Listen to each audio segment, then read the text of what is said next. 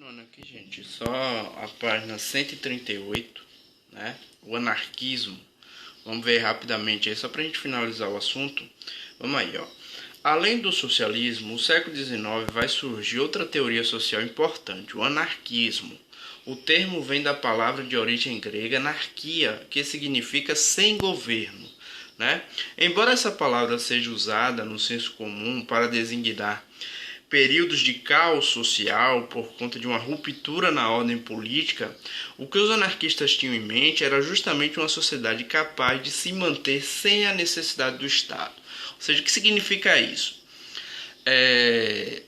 Nós, com o anarquismo, ele não pregava o caos social, né? Alguns teóricos vão dizer, sem governo vai ocorrer um caos social, mas eles não pregavam esse caos social.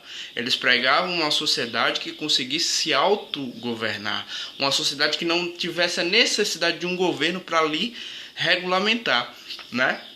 Então, até hoje, o anarquismo ele nunca foi colocado em prática de verdade. Nunca tivemos uma sociedade sem governo, né? Nunca na história tivemos esse anarquismo tenha sido colocado em prática, né?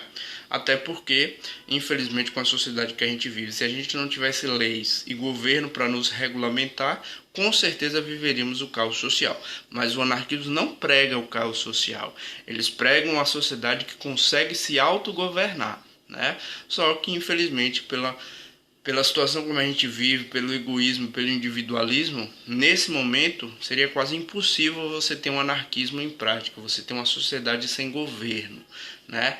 Com certeza teríamos aí um caos social.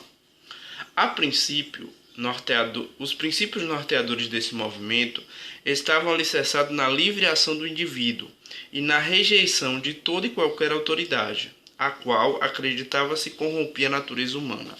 Ou seja, olha uma coisa importante que se fala aqui, ó, rejeição de toda e qualquer autoridade, ou seja, o indivíduo ele se autorregula, ele mesmo tem as suas decisões, mas com certeza isso levaria, né, naquele momento levaria a um caos, aí levaria a um conflito entre seres, né?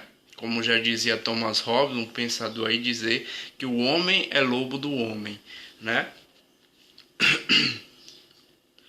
Assim, os anarquistas idealizavam uma sociedade acrata, ou seja, o que é acrata? A vem de negação, ou seja, sem Estado, né? Ou seja, sem governo. Uma sociedade sem governo que se autorregularia e não chegaria ao caos social, né? Que deveria ser organizada de acordo com as decisões de pessoas livres, em um movimento dinâmico, social e destinado a distribuir riquezas de acordo com a necessidade de cada um e uma livre iniciativa, ou seja, dividir, distribuir riquezas, né? Então seria uma sociedade basicamente de pessoas na mesma situação financeira e que se autogovernaria, beleza? O pensamento anarquista começou com William Godwin, 1776 e 1836, que almejava a mais completa liberdade para o indivíduo. Para Pierre-Joseph Proudhon, 1809-1865, cuja obra tinha profundo caráter coletivista, a propriedade era considerada um roubo, ou seja, mais uma ideologia que prega o fim da propriedade privada. Não só o socialismo, como também o anarquismo fala que a propriedade privada é um roubo, né? Ele defendia que cada pessoa deveria ter seu meio de produção, pois se apropriar do trabalho de outro seria injusto. Ou seja, eles estão criticando aí o capitalismo, onde você vende sua força de trabalho. Então, para ele, cada um de nós teríamos o nosso meio de produção, né? Cada um de nós seríamos patrões de nós mesmos, né? Então, não venderíamos a nossa força de trabalho para ninguém. Ele defendia que cada pessoa deveria ter um meio de produção, pois se apropriar do trabalho do outro seria injusto. Mikhail Bakunin, 1814-1876, Piotr Kropotkin, 1842-1921 e Érico Malatesta, 1853-1932, foram os principais ideólogos e anarquistas, certo? Vamos lá, só para a gente finalizar aqui esse último tópicozinho, os trabalhadores se organizam as internacionais, ou seja, como eles vão se organizar, né? O movimento operário europeu imbuído das ideias políticas desenvolvidas no século XIX e buscando mais forças para reivindicar melhores condições de trabalho, organizou as Internacionais Operárias, associações que pretendiam unir trabalhadores de todo o mundo na luta contra a exploração capitalista.